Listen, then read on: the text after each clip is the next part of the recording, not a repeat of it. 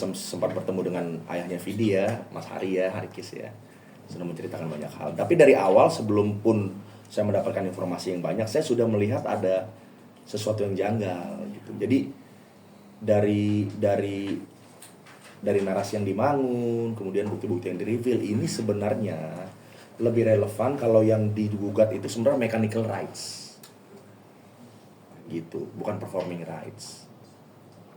Dan yang bikin saya semakin ragu, pihak kuasa hukum yang ada di belakang Vidi, mau ketawa nggak enak. Ini yang saya nggak bisa percaya, karena terafiliasi dengan salah satu asosiasi aksi yang sama-sama kita tahu bahwa memang aksi itu kan sudah declare bahwa musuhnya adalah penyanyi ya. Bahwa penyanyi adalah orang jahat yang nggak mau bayar royalti, dan mereka menggugat penyanyi harus penyanyi yang bayar royalti. Sementara undang-undang yang bilang bahwa penyelenggara yang harus bayar. Jadi ini sudah semerawut teman-teman. Bagi saya, Vidi itu korban, ya. Dan kemudian Om Kinan Nasution juga adalah korban dari doktrin-doktrin yang salah. Dan akhirnya, ya ini saya harus sampaikan. Dan gue tahu lo pasti lo tayangin yang gini-gini, gue tahu. Jadi pasti juga nanti akan dibully lagi. Tapi gak apa-apa, saya gak sekali bicara kebenaran harus bicara kebenaran. Om Kinan pun buat sebagai saya ya, itu juga adalah korban yang didoktrin dan dimanfaatkan menjadi lokomotif untuk kepentingan kelompok-kelompok tertentu gitu. Jadi kalau mau berjuang yang benar, sekali lagi saya luruskan. Teman saya juga Charlie kan bilang kan, bebas, gratiskan. Sebenarnya kan itu kan tidak titik dong, itu koma. Dia ngomong begitu karena ini kekisruhan terjadi antara pencipta lagu dengan penyanyi, kan gitu kan. Makanya dia bilang, gue sebagai pencipta lagu, gue menggratiskan penyanyi siapapun untuk membawakan. Dengan catatan LMK yang harus menagih royalti, penyelenggara yang harus bayar royalti terhadap LMK. Jadi gratisnya bukan jangan ditelan gratis-gratis, ditelan mentah-mentah, enggak dong, enggak. Artinya penyanyi yang tidak punya kewajiban untuk membayar terhadap pencipta gitu. Gitu. Jadi lagi-lagi pelurusan supaya semua ini back on track. Yang kita gedor itu LMK-nya. Yang kita teriak-teriakin tuh LMK-nya. LMK itu pemegang kuasa. Dari saya sebagai pencipta lagu memberikan kuasa kepada LMK. Entah di situ nanti LMK bekerja sama dengan LMKN untuk membangun sosialisasi taat bayar gitu kan. Jadi sebenarnya masalahnya adalah ketaatan bayar dari user. Banyak user-user besar yang belum bayar gitu loh. Apa misalnya bioskop, XX1. Misalnya sejauh yang saya tahu. Dan beberapa outlet-outlet besar yang nggak mau bayar gitu loh. Kalau semua punya ketaatan bayar, duitnya banyak, yang didistribusi juga bisa banyak. Gitu teman-teman. Jadi terkait kasus Vidi ini buat saya, Vidi korban. Kan dibilang Vidi bertahun-tahun ngilang. Lo dari awal memang yang berurusan sama Om Kinan itu bukan Vidi sebenarnya, tapi Harikis, bapaknya Vidi gitu. Dan ini semua based on persahabatan yang sudah, kalau mau dibilang salah dari awal, ya mungkin salah dari awal. Jadi teman-teman bisa kejar juga Mas Harikis untuk tanya sebenarnya duduk perkaranya dari POV-nya mereka itu seperti apa gitu. Jadi kalau masyarakat tahu, nanti masyarakat juga jadi bingung lagi gitu. Kan ada perpindahan dari label yang lama jadi VA Records tuh ya. VA Records kan sebenarnya kan Vidi juga gitu loh, manajemen juga. Kalau ada kesalahan dari VA Records, itu harus digugatnya mechanical, bukan performing gitu loh. Jadi nggak nyambung. Jadi sepertinya yang tadinya isu mechanical, tapi karena ada doktrin dari figur-figur laler ini gitu loh yang mendoktrin, akhirnya yaudah masuk dari performing aja, mumpung performing rights ini lagi rame isunya kan gitu kan. Gitu akhirnya jadi lokomotif lagi.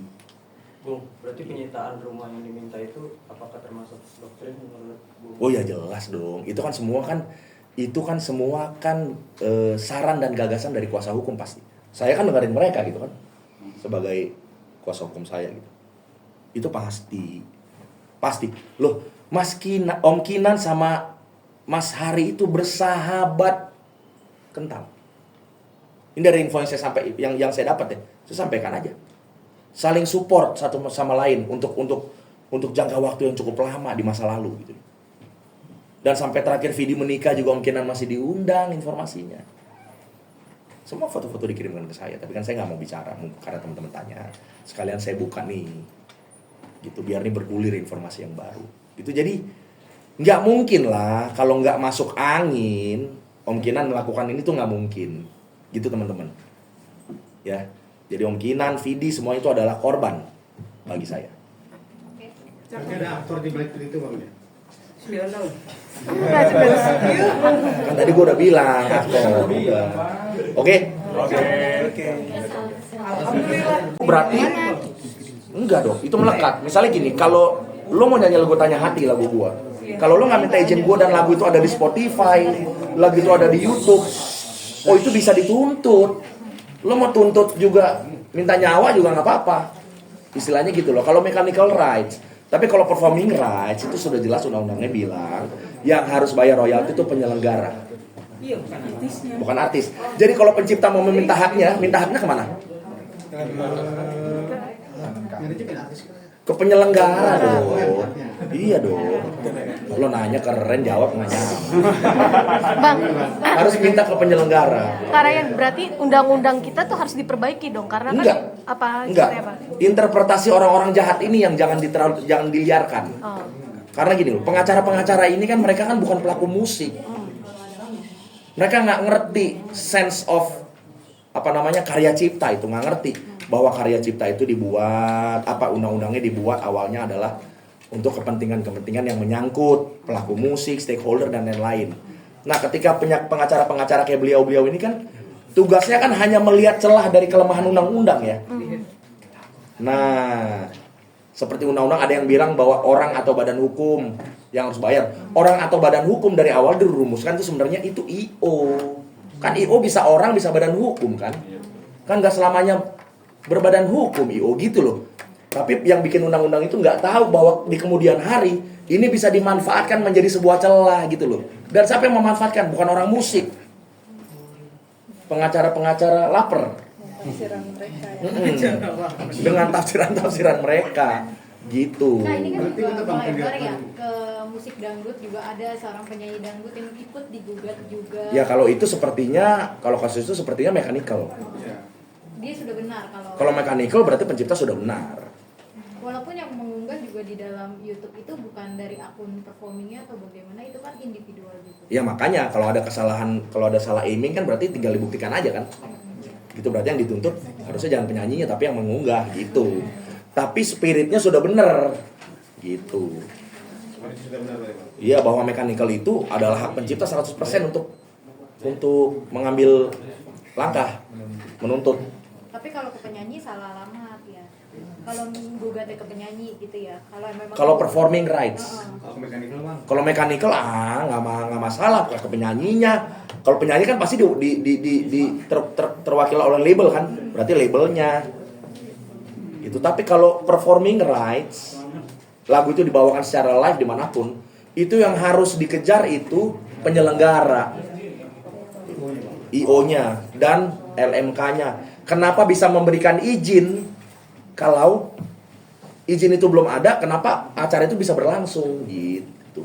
Karena yang gini, billing itu otomatis muncul kalau sudah ada izin, billingnya muncul gitu. Kalau belum ada izin ya billingnya nggak muncul. Nanti siapa yang disalahin? Aksi dengan gampang, cari jalan pintas, minta aja penyanyi kan kaya. sosialisasi itu. Iya, penyanyi kan kaya. Kenapa nggak? Kalau lo ngomong penyanyi kaya, berarti yang lo tuntut adalah penyanyi bagi berkat dong. Berbagi berkat melanggar hukum nggak kalau nggak dilakukan? Enggak. Ya udah. Jadi kita bicara substansi hukum, kita nggak bicara hak moral tuh kayak bicara PMP, harus saling menghormati. Mau nyanyi telepon dulu, brother, aku mau bawain lagu brother, boleh gak nih?